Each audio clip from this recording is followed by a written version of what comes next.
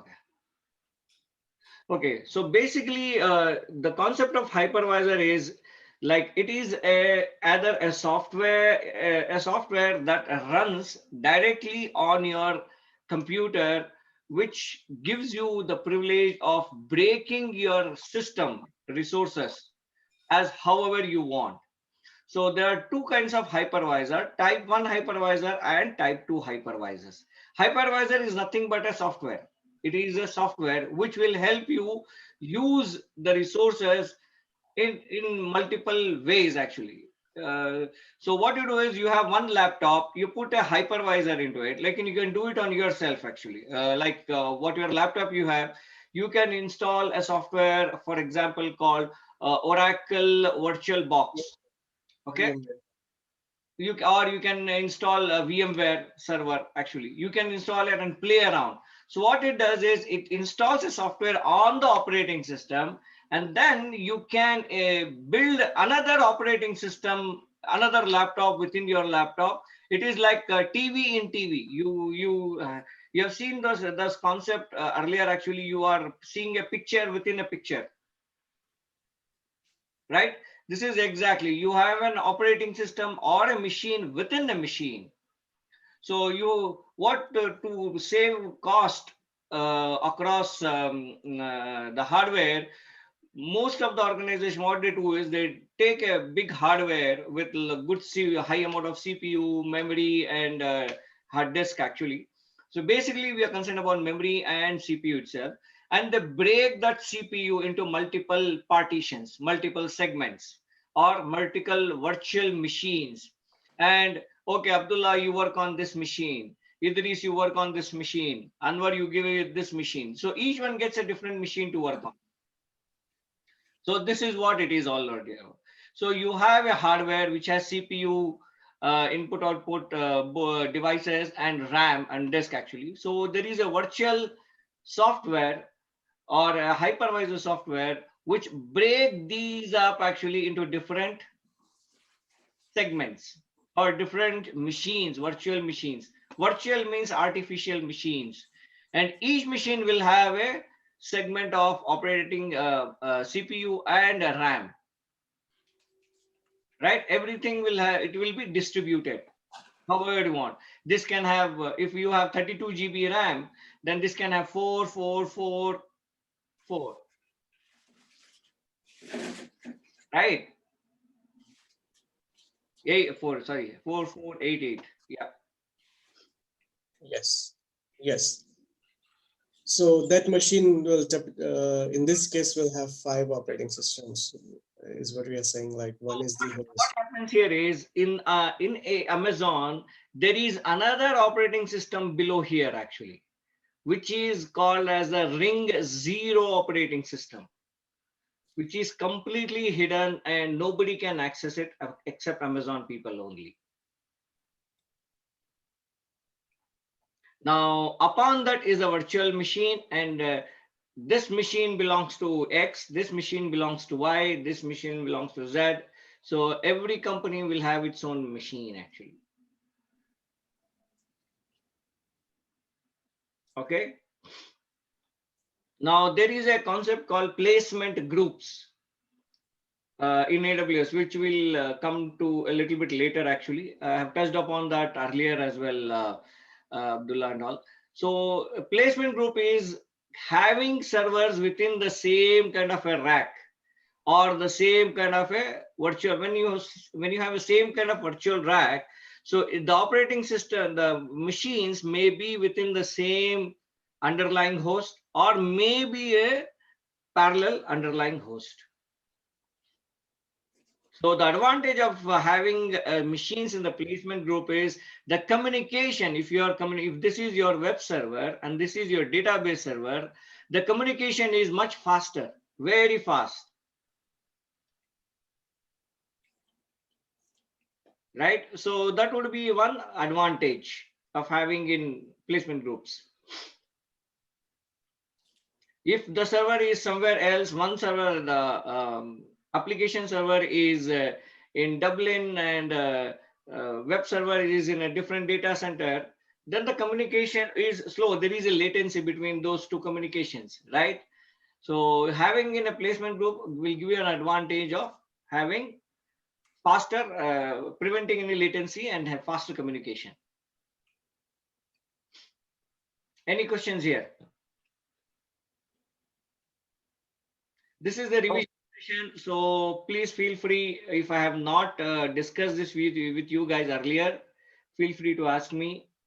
I am assuming that I have already discussed, so I'm trying to brush up these things. I don't remember seeing this, but so ring, you talk about rings, ring refer to every single computer or what? Sorry, repeat that, Idris. So ring, you said you talk about rings. I'm wondering what a ring is. Okay, ring is a kind of a architecture or a methodology which Amazon follows to prevent anybody who's accessing, like app one here, right? So app one belongs to Idris, this belongs to Abdullah, right? So you should not be able to come here and get data from here to here. This should not be communicate between each other. Mm-hmm. Right? So this will be a data breach. Right. Right. If I can get hold of your next server, which is next to you, then I should be able to get data from here, right? Mm-hmm. Because it's a neighbor. I can put my hand out of the window into the window of somebody else, grab whatever is there. Mm-hmm. Right. So to prevent that kind of data breach or to give you security, Amazon follows something called as a ring infrastructure actually. Wherein it will have a ring 0 at the host level, right? Then you have something called a ring 1 to 3. Okay, you will have access based on the kind of hypervisor you choose. Okay, whether it is a dedicated or shared, different kind of hypervisors or EC2 instances that you can choose. You get control at ring 1 or ring 2 or ring 3, ring 1 or ring 3 level kind of permissions. So if I go back to that slide again, if we are clear on this slide, what is a hypervisor, what is a bare metal hypervisor, and what is a type 2 hypervisor, we can go to the next slide. I think we are good. I mean, I don't have any questions. So. Abdullah, Idris. I will research this on my own. I don't think you've touched on this before. If you did, I probably forgot. Yeah. But I will do some research on this on my own later. It looks like you guys are already caught up, so no problem. Okay, it's very important that you understand. So again, this is not required for exam certification. Right. For you to understand how EC2 instances are created in Amazon. Okay. As I told you, this is a refresher. I'm going little deep dive. Everybody know what is EC2 instances, right? Right. Right. So how is the EC2 instance given to you from Amazon? Mm-hmm. Right. So you also get EC2 instance. So everybody else get EC2 instance. How is it broken down into different server? This is what I'm trying to explain. Okay.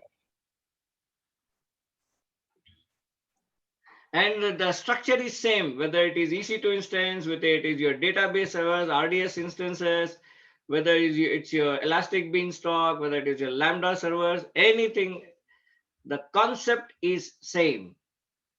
How it is given to you differs. Okay? Right. So if I go to the next slide, so we discussed about this one, right? So any questions on EC2 actually? Virtual computing environment. Each of those are called instances. And they are configured using something called Amazon machine images.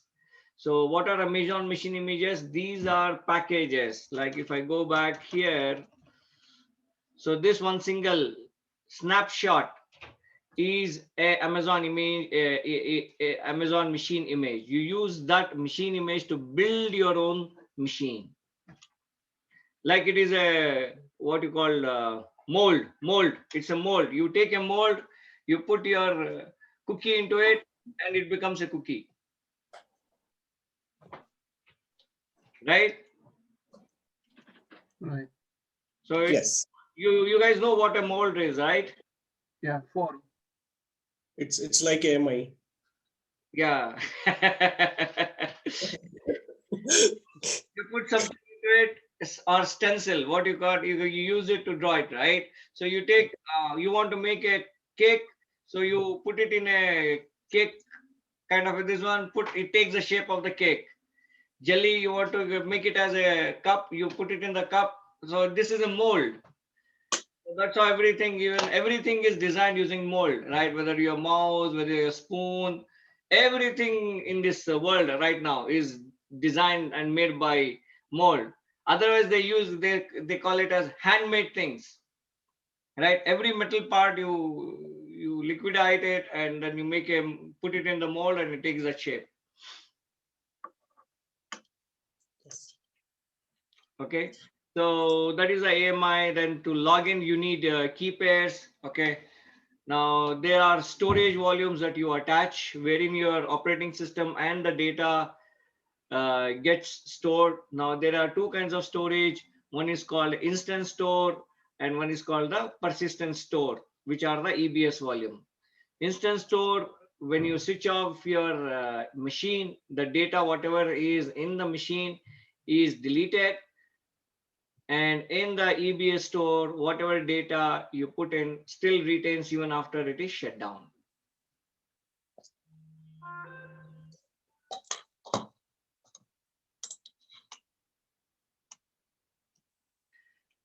Are you trying to recall, guys? Yeah. Yeah, I've been Salim bhai. in a while. Yeah. Idris, Abdullah, I know, I mean to say, Anwar and Khadir, I think they are in continuous flow. You have lost track. I mean to say, we have been out of session for a very long time. So there'll be a lot of stars in your mind around, right? So try to reach. Salim bhai, we have the other guys, Murad and Parvez bhai, right? Mhm. And do we want to get them because they haven't done this, right? Yeah, Parvez has not done. I Murad, think they were supposed to join today, but they could not. So we continuing. Yeah. So I mean, if we can get everyone on the same page, and then we can go smoothly from there. It's being recorded, so Yeah, that's good now. So hopefully guys, that honestly, will help. I don't see in the recordings because there are a huge amount of videos already in the YouTube, That's right. Yeah. right? So Right. I used to record my earlier sessions for some, but it really does not. This one, it just takes. actually it's good because sometimes you go fast and actually I go back on the recording and then I can catch some stuff later on. So it's good for filling the blanks sometimes, you know. Oh, that's really good then. Yeah. Tell us. Okay, we are timing out in 10 minutes. We connect back same again in this session. Okay. Okay, questions, fast.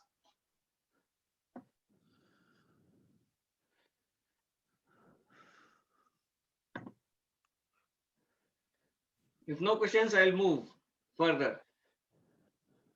These are some of the important points.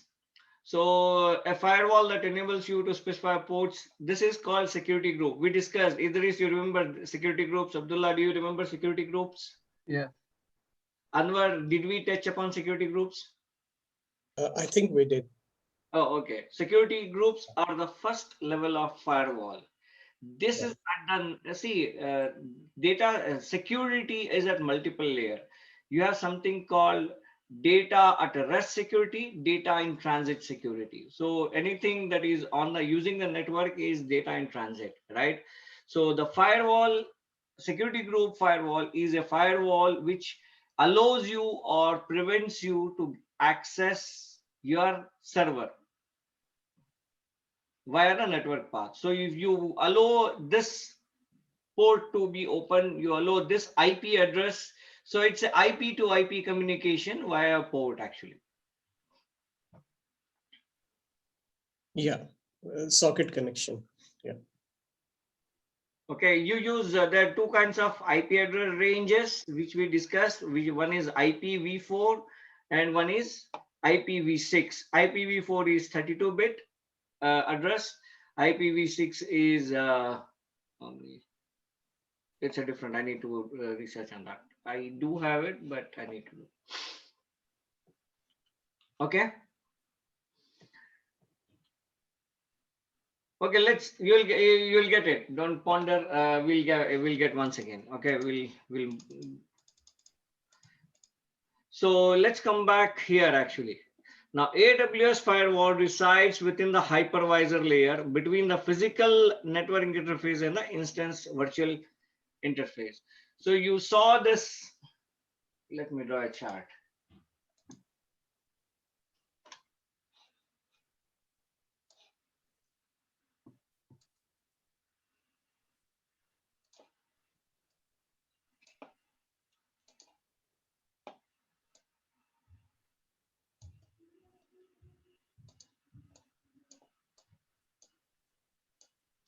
Right now, this is the hardware part. Now this is the hardware part. Okay. Now this is the VMware part. This is maybe the what it says is firewall resides within the hypervisor layer between the physical network interface and the instance virtual interface. So there is this is your virtual operating system. There is an interface between here and here, right? This is your guest operating system. And this is your host operating system. The host operating system is further divided into two parts. One is your OS and one is your VM software, hypervisor software. Got it? Yes. Okay. Now there is a firewall between this communication, and this communication. Who can access this one? Who can access this one? There is a firewall here, this one firewall. Just like the security group, who can access to this one? Who can access to this one? It's completely isolated. There is a firewall here. Okay. That's how Amazon builds its system. The CPU provides 4 separate privilege modes. Oops. Called rings. Ring 0 is the most privileged and the ring 3 is the least. The host OS executes at ring 0. So this OS executes at ring 0. This is ring 0. Okay. And this is at ring 3. You cannot, from ring 3, you cannot reach this or you cannot reach this. Because ring 3 don't have direct access to the hardware, is what we are saying. Firewall here. There's Okay. already a firewall which allows what you can access and what you cannot access. So this also means like you cannot tunnel into the other guest operating system to steal the data or whatever. Now, Okay. the further one more thing is, if I have access to this, right? Will I not have access to these things as well? No, it will not. So that is what further there is a kind of details here. So if you go here, ring 0 is most privileged. Ring 3, the host executes at ring 0. Guest OS is less privileged. Customer instance who has no access to raw disk, but instead are presented with virtual disk. Customers are not, they don't have access to the disks, which Raw are disk. Yeah. actually, they don't have access to the raw disk. So the people who have access to this one, they have direct communication with the resources and they can modify, make changes to the hardware part of it actually. Yeah. They cannot do any changes above, they can make changes below. Salim Oh, bhai, okay. So, okay. Salim bhai, Mhm. I have a question. I'm just trying to picture this actually. So the bottom rectangle, is that the hardware, like where all your data is stored in, and the top ones are the rings, which are your EC2 instances. Yes. And the middle one, as you said, is hypervisor software, which is managing that. Right. Okay. And what are we discussing here? Is it the access with uh, the memory for the hardware with respect to the instances? Now, what we are discussing here is two things. One is like we have company X here, okay? Company X here, okay? Company Y here, okay? Mhm. Now, these two are operating virtual machines on the same platform or the same hypervisor. Okay. So you have access to this one. Now there are concerns, right? This is your neighbor. Can I come here and as a penetration, there's something called penetration testing, wherein a hacker, what it does is it tries to find ways to break in. Okay. Jailbreak. Yeah, You get into the jail first and then move into different segments of it actually.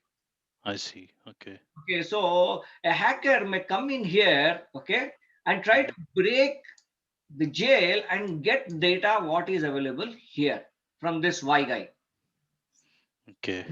Ideally, it shouldn't happen that way because you have allocated memory in your hard disk, which is specifically allocated to your ring X or company X. And how can, if I get the access to the hard disk, which is allocated to just specific part of the disk, and how can I penetrate it to get? Uh, It's not physical allocation, right? It's virtual allocation. It's virtual allocation. Now there okay. is another challenge actually. Now you remember we do data recovery. If you are Right. bad, Yeah. Yes, Yeah. yes, Yeah. bad sectors. bad, Yeah. Yeah. you can Yeah. open it, you can use and you can retrieve the data, right? Mhm, mhm. So Yes. now this person has this disk. These are disk, okay? D1, Right. D2. Mhm. Is this virtual or these are physical disks? Separated is the boundaries virtual or physical? Physical disk. Okay. Okay, physical disks. And anything below this one is physical. Anything below this one is physical. Okay. Okay. Anything below this is physical. One, two, three. Okay. We have 4 disks. We have 3 people here. Okay. Mhm. Now this disk has data. Correct. Belongs to EBS guy. Mhm. Okay. Okay. Now he kills off his instance or he releases his EBS volume. Mhm. Correct. This guy can get this, attach this EBS volume sector at the hardware level. Yeah. Yes, he can attach. And if we try to retrieve data from free blocks, he might get the old data. Exactly. That's exactly what I'm trying to say. So he may get the old data.